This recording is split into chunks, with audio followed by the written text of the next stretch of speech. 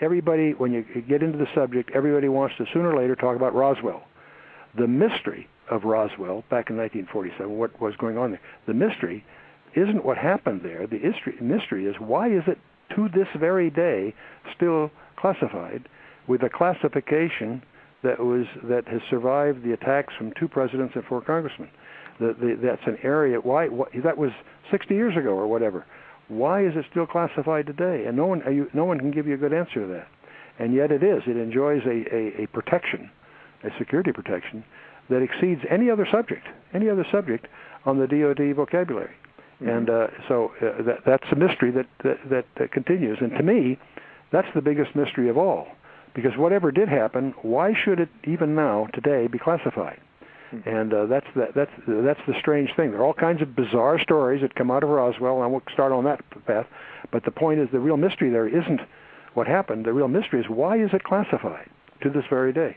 And so one of the things I have had encounters, there are very, very serious studies of just studying formation tactics and other things of the UFOs. There's 432 cases of formation flying that demonstrates that they're intelligently guided. They're not some derivative natural phenomena. You can go on and on. There are literally thousands of authenticated photographs in the classified community. So these things that you see hooked up in various UFO publications notwithstanding, there are legitimate ones. There are serious multiple radar correlations on them. That's where the mystery gets really bizarre, because you're outside the realm of the sci-fi writers and stuff. You're in the area of serious research, and yet you can't go very far in that area without bumping right into security issues, clearance issues. A couple of years ago, during the 60th anniversary of the Roswell event, we interviewed Stanton Friedman, who was the original civilian investigator into what happened there, and we also talked to Jesse Marcel Jr. and some others. Those people are convinced that there was something otherworldly that actually occurred there. And then I noticed a couple of weeks ago that there was an article, I think it was called The General's Widow or something like that, a Roswell tell-all. I'm talking about the widow of General Harry N. Cordes. And how that he had never wanted to, he was part of it. He was stationed there at Roswell and later at Wright-Patterson Air Force Base, and he, according to her, she's a very aged widow now, and I think maybe she's willing to talk because maybe she feels like she's got one foot in the grave anyway, and who's going to do anything to hurt her. And she says that he never wanted to tell her. In fact, when she pressed him about it 20, 30 years ago, he was serious when he told her, "If I told you, I'd have to kill you." But then before he died, he came clean and told her that there was really a craft of some kind that they had recovered and that had been, under his care only for a short period of time. So you're talking about these different astronauts, over a dozen of them that have actually gone into space flight, walked on the moon, come back telling us how that they never went up, that they didn't see something that could be identified, or that could be qualified to be a UFO, or felt like they were being studied, that sort of thing. But you've also got these people out of Roswell who, it seems like, don't really have anything to gain. They could only hurt their reputation. And yet many of them before they die are saying there really was something there. It wasn't a mogul balloon. It wasn't anything like that. It was something that, as far as they knew, was simply beyond our technological ability. Did you ever study Roswell? I don't want to talk about Roswell, but did you ever study it or make anything of it as far as what you were able to... Well, no, I obviously have encountered a lot of the stories. In fact, I put a very high respect on Stanton Friedman's book on MJ-12. I think he spent 20 years pulling the dossiers of each of the so-called, the 12 that were presumably empowered by Truman to be the Majestic 12, 6 civilian, 6 military. He actually built dossiers on each one of them, tracked down, I think, several dozen private libraries to get their desk calendars, everything he could find. And his book on that is, I think, incredibly revealing. So there is a technique that deserves mentioning here. Some years ago, some documents surfaced that presumably was the memo that Truman signed to empower Majestic 12, and these documents surfaced, and they quickly got identified as hoaxes. And so there's two kinds of people about MJ-12, those that have never heard of it, and those that know it's a hoax. What they fail to understand is that is a very typical way of what we call disinformation. Mm-hmm. They create false information, let it float in the community. When it's discredited, then everybody knows that MJ-12 was just a hoax. And that's a great way to hide MJ-12, if you follow me. Right. And so I say that in this spirit. Now, that doesn't mean I'm correct, but I personally, from the perspectives I have, and some of them are not disclosable, but from the perspectives that I have, I personally think MJ-12 is real, obviously under a different name today, but the organization that apparently was put into place that was in at that time, I think has endured. And I think the one thing I have learned, let me back up again.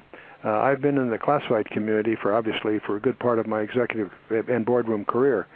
When you have a project that's sensitive, you can classify it secret, top secret, what have you, the content of your work. That's the first level. If you're really serious about security, you can compartment the program, as they call it. They make the very existence of the contract classified. And that's usually in the intelligence arena. It's a contract, since it has no competitors, it's sole source, and the very existence of the contract itself is classified. And they're very desirable contracts because there's not much profit in them, but because they're negotiated. But the point is, because your competitors don't even know they exist. Well, I went through 30 years in the boardrooms at that, knowing about all those. I discovered through a set of circumstances that there is even a higher level of security, and that's where the existence of the customer is classified.